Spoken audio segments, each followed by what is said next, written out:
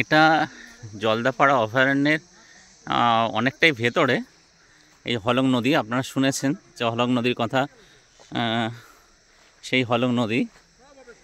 হ্যাঁ, এটা হলং নদী একেবারে বনের ভেতরে, যেখানে সাধারণত এখানে সাফারি হয় না, কিন্তু আমরা একটি মানে বনের ভেতর থেকে এখানে এক দাদা লোকাল, যেহেতু এনারা আমাদের নিয়ে এসছেন। ওই দূরে দেখুন লোকাল দাদারা পিকনিক করছে।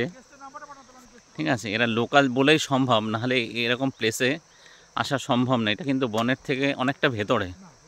হ্যাঁ, খুব সুন্দর। ওই যে আমার নিতাই দাদা ফোন করছে, এই রেকর্ডিং করছে জায়গাটাকে দেখে। এটা হলং নদী। এই যে হলং নদী ভিউটা দেখুন, চারিদিকে ফরেস্ট।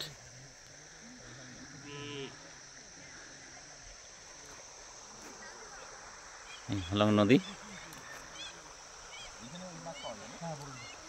এই নদীতেই বড়লি মাছ, যেটা বিখ্যাত, বিশেষ করে আমাদের প্রাক্তন চিফ মিনিস্টার পছন্দ করতেন জ্যোতি বসু।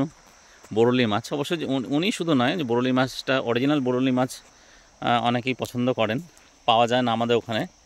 এই দেখুন পাথুরে খরস্রোতা নদীতে এই বড়লি মাছ হয়। জলগুলো দেখুন একদম স্বচ্ছ, একদম স্বচ্ছ। এখানে কিন্তু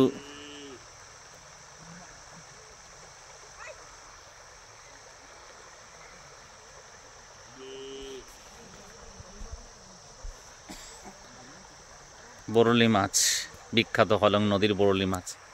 যাই হোক, পরে আর একটু ভেতরের দিকে যাচ্ছি, যদি তুলতে পারি তো আপনাদের কাছে প্রেজেন্ট করব। খুব সুন্দর প্লেস, চারিদিকে যত দূর চোখ যায় বন আর বন।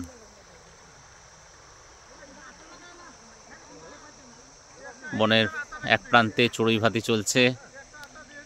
এই সবাই ভালো থাকবেন, আপাতত এখানে শেষ করছি।